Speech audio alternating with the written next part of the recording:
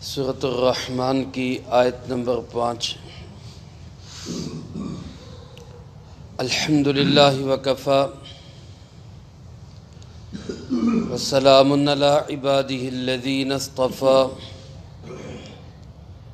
خصوصاً علی سید الرسل وخاتم الانبیاء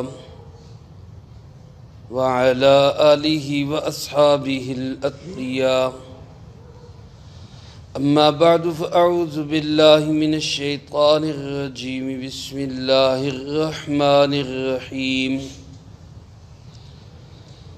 الشمس والقمر بحسبان والنجم والشجر يسجدان والسماء رفعها ووضع الميزان ألا تطغوا في الميزان وَأَقِيمُوا الْوَزْنَ بِالْقِسْطِ وَلَا تُخْسِرُوا الْمِيزَانَ وَالْأَرْضَ وَضَعَهَا لِلْأَنَامِ فِيهَا فَاكِهَةٌ وَالنَّخْلُ ذَاتُ الْأَكْمَامِ وَالْحَبُّ ذُو الْعَصْفِ وَالرَّيْحَانُ فَبِأَيِّ آلَاءِ رَبِّكُمَا تُكَذِّبَانِ۔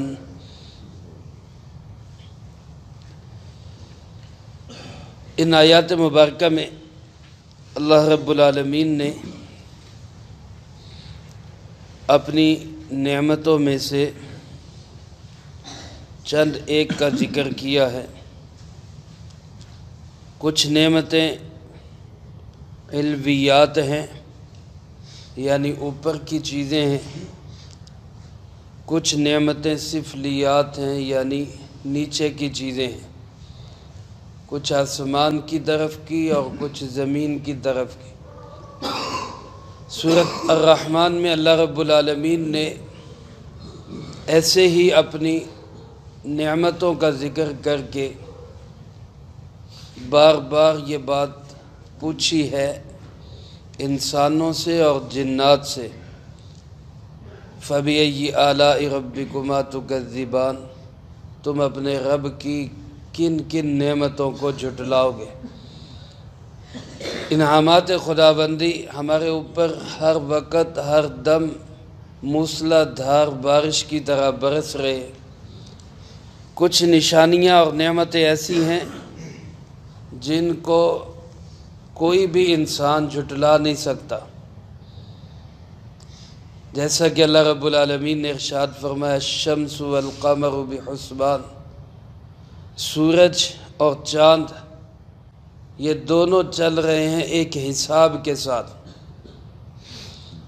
سورج کو بنانے والا بھی کون؟ اللہ رب العالمین، اور چاند کو بنانے والا بھی کون ہے؟ اللہ رب العالمین۔ ان دونوں کو چلانے والا بھی اللہ ہی ہے، اور کروڑوں سال گزر گئے اور پتہ نہیں کتنے گزریں گے، سورج اور چاند کی چال میں ذرا بھر بھی فرق نہیں آیا۔ آج سے 100 سال پیچھے چلے جائے، آج کی تاریخ میں سورج جس ٹائم پہ جس جگہ سے طلوع ہے آج بھی اسی جگہ سے طلوع ہے اور اسی وقت میں طلوع ہے۔ 100 سال آگے چلے جائیں تب بھی یہی صورتحال ہوگی۔ اسی طرح چاند کا طلوع و غروب، سال کے 12 مہینوں میں سورج کے طلوع ہونے کی جگہ میں ذرا ذرا سا فرق پڑتا جاتا ہے سردی گرمی کے لحاظ سے۔ اسی طرح چاند کے طلوع و غروب ہونے میں فرق پڑتا ہے، جس کو اللہ رب العالمین نے فرمایا رب المشارق والمغارب، مشرقوں اور مغربوں کا رب ہے۔ اور اسی صورت میں آگے فرمایا رب المشرقین و رب المغربین، دو مشرقوں کا رب، دو مغربوں کا رب۔ یہ سینکڑوں ہزاروں لاکھوں سال سے یہ جو سسٹم چلا آ رہا ہے، اس کو چلانے والا کون ہے؟ اللہ۔ ایک انسان کی مصنوعات ہوتی ہیں، مشینری ہوتی ہے، جتنی مرضی قیمتی مشینری لے لیں اس کو ٹیوننگ کی ضرورت ہے، اس کو اوور ہالنگ کی ضرورت ہے، اس کو گریسنگ کی ضرورت ہے، اس کی مینٹین رکھنے کی ضرورت ہے، ورنہ مشینری جواب دے جاتی۔ ان سب کے باوجود بھی چند سالوں کے بعد کیا کہتے جی اب اس کے پلے کچھ نہیں رہا، اب نہیں لے لیں۔ ایک یہ اللہ رب العالمین کی بنائی ہوئی مشینیں ہیں جن کو سینکڑوں ہزاروں سال بیت گئے، ذرا سا بھی کہیں تیل دینے کی بھی ضرورت پیش نہیں آئی۔ یہ اللہ رب العالمین کی قدرت کے بہترین شاہکار ہیں۔ اللہ پاک نے ان کو ایک حساب کے ساتھ چلایا۔ سورج کے طلوع و غروب سے ہماری نمازوں کے اوقات کا تعلق ہے، چاند کے طلوع و غروب سے ہمارے اسلامی مہینوں کا تعلق ہے۔ سورج بھی اللہ نے ہماری خدمت کے لیے پیدا کیا، چاند بھی اللہ نے ہماری خدمت کے لیے پیدا کیا۔ انسان کو اس لیے پیدا کیا کہ سورج اور چاند کی حرکت پہ نظر رکھ کے اللہ کو بھی پہچانے اور ان کے اوقات میں اللہ کی عبادت بھی کرے۔ یہ اللہ رب العالمین کی قدرت کے شاہکار ہے، کبھی تیز روشنی، کبھی مدھم روشنی، کبھی سورج نزدیک ہے تو گرمی کا موسم، کبھی سورج دور ہے تو سردی کا موسم، اور کبھی جو ہے حدیث پاک کے مطابق رسول اللہ صلی اللہ علیہ وسلم نے فرمایا کہ یہ سورج اور چاند ان کی روشنیوں میں اللہ رب العالمین نے انسان کے لیے بے شمار منافع اور فوائد رکھے۔ تو یہ دونوں نعمتیں علویات ہیں، اوپر کی نعمتیں۔ اس کے بعد اللہ پاک فرماتے ہیں وَالنَّجْمُ وَالشَّجَرُ يَسْجُدَانِ۔ نجم کہتے ہیں ان پودوں کو جن میں تنا نہیں ہوتا، جن کو ہم بیل کہتے ہیں، جو بغیر تنے کے بغیر سہارے کے کھڑی نہیں ہو سکتی، ان کو بیلوں کو عربی زبان میں نجم کہتے ہیں۔ اور شجر کہتے ہیں ان درختوں کو جو تنا دار ہوتے ہیں، جو اپنے تنے پہ کھڑے ہوتے ہیں۔ اللہ فرماتے ہیں بیل ہوں، بوٹے ہوں، شجر ہوں، درخت ہوں، یسجدان، یہ سب کے سب اللہ کو سجدہ کر رہے ہیں۔ یسجدان ایک معنی اس کا یہ کہ حقیقت میں سجدہ کرتے ہیں۔ اگر حقیقت میں سجدہ کرتے ہیں تو ہم کہہ سکتے ہیں کہ جی ہمیں تو نظر نہیں آتا، ہم تو درختوں کو دیکھتے ہیں وہ تو کھڑے کے کھڑے، ہمیں سجدے میں نظر نہیں آتے۔ لیکن اس میں یہ کہا جائے گا کہ قرآن کریم میں سورۃ الاسراء کے اندر اللہ پاک ارشاد فرماتے ہیں وَإِن مِّن شَيْءٍ إِلَّا يُسَبِّحُ بِحَمْدِهِ وَلَكِن لَّا تَفْقَهُونَ تَسْبِيحَهُمْ۔ کائنات کی ہر چیز اللہ کی پاکی بیان کرتی ہے، لیکن تم ان کے پاکی بیان کرنے کو سمجھ نہیں سکتے۔ یہاں بھی یہ کہا جائے گا کہ سجدہ ضرور کرتے ہیں، لیکن ان کا سجدہ ہماری نظروں سے اوجھل ہے، اور ضروری نہیں کہ جو چیز ہمیں نظر نہ آ رہی ہو وہ ہے ہی نہیں۔ ہو سکتا ہے بہت ساری چیزیں ایسی جو ہمیں نظر نہیں آتی لیکن وہ موجود ہیں۔ اسی طرح ان کا سجدہ بھی موجود ہو لیکن ہماری نظروں سے اوجھل ہو۔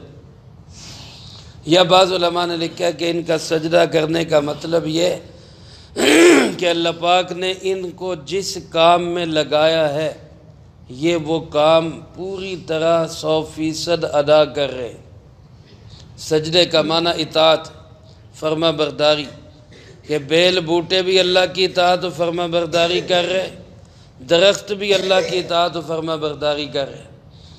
ان کا کام کیا ہے؟ انسان کو فائدہ پہنچانا، تو یہ انسان کو فائدہ پہنچانے میں لگے ہوئے، یہ بھی اللہ کی ایک بہت بڑی نعمت ہوگی۔ پھر فرمایا کہ وَالسَّمَاءَ رَفَعَهَا، اس اللہ نے آسمانوں کو بلند کیا۔ آسمانوں کی بلندی کے ساتھ آسمان اوپر کو اٹھا دیے، بلند کر دیے، تو اس کے مقابلے میں کیا آئے گا؟ زمین کو پست کر دیا۔ آسمان کو اوپر بلند کر دیا، زمین کو نیچے پست کر دیا۔ لیکن یہاں اگر دیکھیں تو یہاں اللہ پاک نے کیا فرمایا؟ وَالسَّمَاءَ رَفَعَهَا، آسمانوں کو تو اس اللہ نے بلند کیا، لیکن وَوَضَعَ الْمِيزَانَ، اور اس اللہ نے ترازو کو پست کر دیا۔ ترازو کو رکھ دیا، تو آسمان کا اور ترازو کا کیا جوڑ ہے؟ تو بعض علماء فرماتے کہ یہاں بھی آسمان اور زمین کا ہی جوڑ ہے۔ چنانچہ آگے 2 آیات کے بعد دیکھیں، اگلی آیت کیا ہے؟ وَالْأَرْضَ وَضَعَهَا لِلْأَنَامِ، ہم نے زمین کو رکھا ہے لوگوں کے لیے۔ آسمان کا تقابل تو زمین کے ساتھ ہی ہے، وَالسَّمَاءَ رَفَعَهَا وَالْأَرْضَ وَضَعَهَا، آسمان کو بلند کر دیا، زمین کو پست کر دیا۔ یہ تو آپس میں مد مقابل ہے۔ درمیان میں جو آ گیا وَوَضَعَ الْمِيزَانَ، ہم نے ترازو کو بھی رکھا۔ اور ترازو کے متعلق کیا حکم ارشاد فرمایا؟ 2 حکم دیے، فرمایا اللہ تطغوا فی المیزان، ترازو کے متعلق سرکشی اختیار نہ کرو۔ اور دوسرا حکم یہ دیا اقیم الوزن بالقسط، وزن کو انصاف کے ساتھ قائم رکھو، ولا تخسر المیزان، اور ترازو میں دھوکہ دہی مت کرو، خسارہ اور نقصان مت کرو۔ علماء فرماتے زمین اور آسمان کے درمیان میں ترازو کو لا کر اور اس کے متعلق یہ حکم ارشاد فرما کے کہ اس کو صحیح رکھو، اس کو قائم رکھو، اس میں ڈنڈی نہ مارو، اس میں کسی قسم کا کسی کے ساتھ دھوکہ نہ کرو۔ یہ اللہ رب العالمین اس بات کی طرف اشارہ کرنا چاہتے ہیں کہ زمین و آسمان کا نظام درست تبھی چلے گا جب تول پورا ہوگا، اور تول سے مراد عدل ہے، انصاف ہے۔ حضرت امام شاہ ولی اللہ رحمۃ اللہ علیہ فرماتے پوری دنیا کے اندر کہیں بھی نظام اور سسٹم صحیح چلے گا تو وہ عدل کی بنیاد پہ صحیح چلے گا، انصاف کی بنیاد پہ صحیح چلے گا۔ اور جہاں عدل میں گڑبڑ ہوگی، انصاف میں گڑبڑ ہوگی، لوگوں کے حقوق مارے جائیں گے اور حقوق دلانے والا کوئی نہیں ہوگا، وہ سسٹم اور وہ نظام وہ زیادہ دیر تک چل نہیں سکتا، وہ تباہ و برباد ہو جائے گا۔ اس لیے اللہ رب العالمین نے خاص طور پہ آسمان و زمین کے درمیان اس نظام عدل کا ذکر کیا۔ میرے عزیز دوستو، اسلام کا جو درخشاں دور تھا، حضرات صحابہ اکرام رضی اللہ تعالیٰ عنہ مجمعین کا دور، جو ایک انتہائی سنہرا اور گولڈن دور ہے، اس زمانے کی سب سے بہترین صفت یہی تھی کہ اس میں عدل اور انصاف تھا۔ ہر ایک کے لیے، بادشاہ ہو، امیر ہو، غریب ہو، کوئی بہت بڑا رئیس ہو، کوئی عام ایک آدمی ہو، سب کے لیے انصاف کا ترازو برابر ہلتا تھا۔ اور میرے عزیز دوستو، آج ہمارا سب سے بڑا مسئلہ یہ ہے کہ حق مارنے والا تو ہر کوئی، حق ادا کرنے والا اور حق دلوا دینے والا کوئی نہیں ہے۔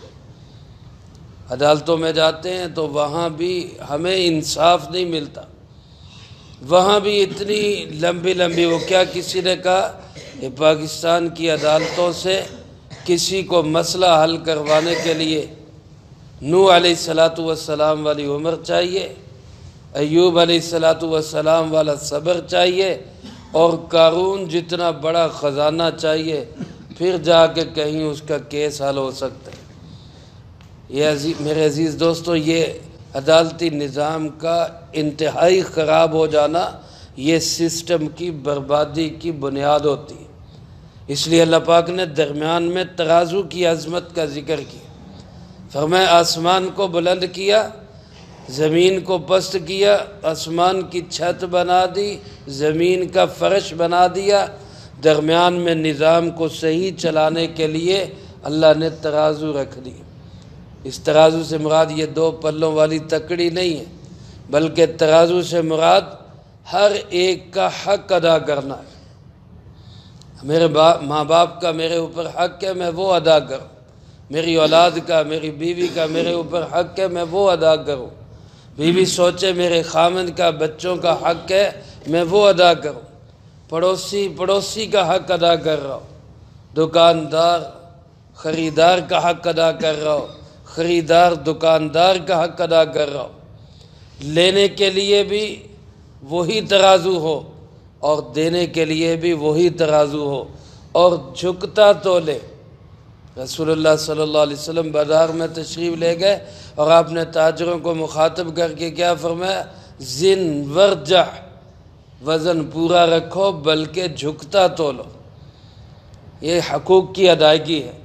تو جب یہ ترازو درست ہوگا، اس میں سرکشی نہیں ہوگی، اس میں ڈنڈی نہیں ماری جائے گی، اس کو پورا تول رکھا جائے گا، خسارہ اور نقصان کسی کو نہیں پہنچایا جائے گا، تو اللہ فرماتے زمین و آسمان کا سسٹم بھی صحیح چلے گا، نظام بھی صحیح چلے گا۔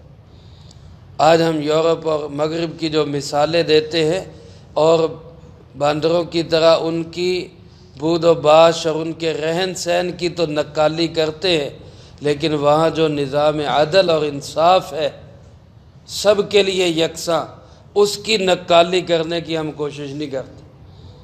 آج ہماری عدالتیں وہ نیچے سے فرسٹ آ رہی ہیں، سیکنڈ آ رہی ہیں، تھرڈ آ رہی ہیں، نیچے سے، اور وہ جہاں پہ کافر جج بیٹھے ہوئے ہیں وہ نظام عدل کے لحاظ سے وہ اوپر سے فرسٹ آ رہے ہیں۔ اگر وہاں کا سسٹم ہمیں اچھا لگتا ہے تو وہاں کے نظام عدل کو ہم لیں، صرف بے حیائی اور فحاشی کو نہ لیں، بے پردگی کو نہ لیں وہاں کی کہ انہوں نے اس لیے ترقی کی۔ ان کی ترقی کا راز اگر کوئی ہے تو وہ نظام عدل کا درست ہونا ہے۔ اللہ ہمیں بھی اپنا نظام عدل فرد سے لے کر قوم تک سب کو اپنا نظام صحیح کرنے کی توفیق نصیب فرمائے۔ اللہ پاک فرماتے ہیں وَالْأَرْضَ وَضَعَهَا لِلْأَنَامِ، ہم نے زمین کو رکھا جانداروں کے لیے۔ انام ہر جاندار کو کہتے ہیں، لیکن علماء نے لکھا ہے چونکہ اس صورت مبارکہ میں مخاطب ہیں جنات اور انسان، اس لیے انام سے مراد بھی یہی دو ہے۔ ہم نے انسانوں اور جنوں کے لیے زمین کو بچھا دیا۔ اللہ نے کیسی زمین بنا دی، نہ تو اتنی نرم کہ انسان ویسے ہی دھنس جائے، نہ اتنی سخت کہ کوئی کام کرنا چاہے اور وہ بھی نہ ہو سکے۔ اگر کوئی بلڈنگ کھڑی کرنی ہے کھدائی ہو جاتی ہے، اگر اس کے سینے پہ بڑے بڑے انجن چلانے ہیں، بڑی بڑی بلڈنگیں کھڑی کرنی ہے تو یہ بھی اس کو اٹھانے کے لیے تیار۔ ایسی اللہ نے زبردست فرش اور زمین ہمیں عطا فرمائی، اور فرمایا اللہ رب العالمین نے اور کیا نعمتیں عطا فرمائی، فرمایا فیہا فاکہۃ والنخل، اسی زمین کے اندر اللہ نے فاکہہ رکھے، میوے پھل۔ علماء نے لکھا ہے فاکہہ اس پھل کو کہا جاتا ہے جو غذا کے بعد بطور لذت کے کھایا جاتا ہے، مزے کے لیے، بطور غذا کے نہیں۔ جو غذا کے لیے کھایا جاتا ہے وہ بھی پھل ہے، اور وہ پھل وہ ہیں جن کو ہم اناج کہتے ہیں، گندم ہے، چاول ہے، جو غذا کے طور پہ کھائے جاتے ہیں۔ اور ایک پھل وہ ہے جو غذا کے بعد صرف لذت کے لیے کھائے جاتے ہیں۔ فرمایا فیہا فاکہۃ، اس زمین کے اندر وہ پھل بھی ہیں جو مزے کے لیے کھائے جاتے، والنخل، اور کھجور بھی ہے۔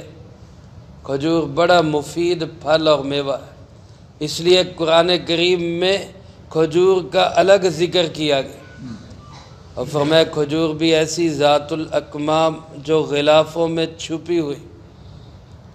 اکمام کمن کی جمع ہے، اور علماء نے لکھا ہے کم کہتے ہیں غلاف کو۔ اللہ رب العالمین نے ہر پھل ایسا بنایا کہ اس کے اوپر ایک غلاف چڑھا دی، اور وہ غلاف کیا ہے؟ بعض علماء فرماتے ہیں اس سے مراد وہ شگوفہ جس کو ہم اردو میں یا پنجابی میں ڈوڈی کہتے، کومپل کہتے، جس کے اندر پھل چھپا ہوا ہوتا ہے۔ بعض پھل اللہ نے چھلکوں کے اندر چھپا دیے، اور ہر پھل کو اللہ پہلے ڈوڈی کے اندر چھپاتا ہے۔ اس غلاف کے اندر یہ پھل کی پرورش ہوتی تاکہ میرے بندے کو صاف ستھرا آلودگیوں سے پاک پھل ملے۔ اور بعض علماء فرماتے ہیں اس غلاف سے مراد وہ غلاف ہے جو کھجوروں کے خوشوں کے اوپر چڑھا دیا جاتا ہے تاکہ پرندے نقصان نہ پہنچائیں۔ انگور کی بیل یا کھجور کے گچھے ان کے اوپر لوگ کپڑے کی تھیلیاں چڑھا دیتے تھے، ان کے اوپر غلاف چڑھا دیتے تھے تاکہ کوئی پرندہ ان کو نقصان نہ پہنچائے۔ اللہ فرماتے ہیں ان غلافوں میں چھپی ہوئی کھجوریں، اور پھر فرمایا والحب، دانے، غلہ اور اناج، ذوالعصف جو بھوسے کے اندر بند ہے، چھلکوں کے اندر، اللہ نے ان کو کیسے پیک کر کے رکھا ہوا، صاف ستھرا دانہ باہر نکلتا ہے، اور چھلکا اور بھوسا جانوروں کے کام آ جاتا ہے، وہ بھی ضائع نہیں جاتا۔ اور فرمایا والریحان، اور اس اللہ نے خوشبودار پودے پیدا کیے۔ علماء فرماتے ریحان خوشبو کو بھی کہتے ہیں، خوشبودار پودوں کو بھی۔ نیازبو ہے، پودینہ ہے، جن کے اندر اللہ نے خوشبوئیں رکھی۔ حضرت عبداللہ ابن عباس رضی اللہ تعالیٰ عنہ فرماتے ریحان ہر رزق کو کہتے، یعنی سارے رزق بھی کس نے پیدا کیے؟ اللہ رب العالمین۔ ان ساری نعمتوں کا تذکرہ کرنے کے بعد آخر میں اللہ پاک مجھ سے، ہر انسان سے، ہر جن سے پوچھتے ہیں فَبِأَيِّ آلَاءِ رَبِّكُمَا تُكَذِّبَانِ، بتاؤ تم اپنے رب کی کس کس نعمت کو جھٹلاؤ۔ یہاں ہم وہی الفاظ دہرائیں، اپنی زبان میں دہرا لیں کہ نہیں نہیں اللہ، ہم تیری کسی نعمت کو نہیں جھٹلاتے، اللہ تیرا لاکھوں کروڑوں شکر ہے۔ یہ ساری نعمتوں کی صورت ہے۔ اسی طرح نعمتیں گنوائی جائیں گی، بتائی جائیں گی، اور یہی سوال بار بار دہرایا جائے گا۔ اللہ مجھے آپ کو سب کو اپنی نعمتوں کی قدر کرنے کی اور شکر کرنے کی توفیق نصیب فرمائے۔ اللہم انت السلام ومنک السلام، تبارک ربنا وتعالیت یا ذا الجلال والاکرام۔ اللہم اعننا علی ذکرک وشکرک وحسن عبادتک۔ اللہم احسن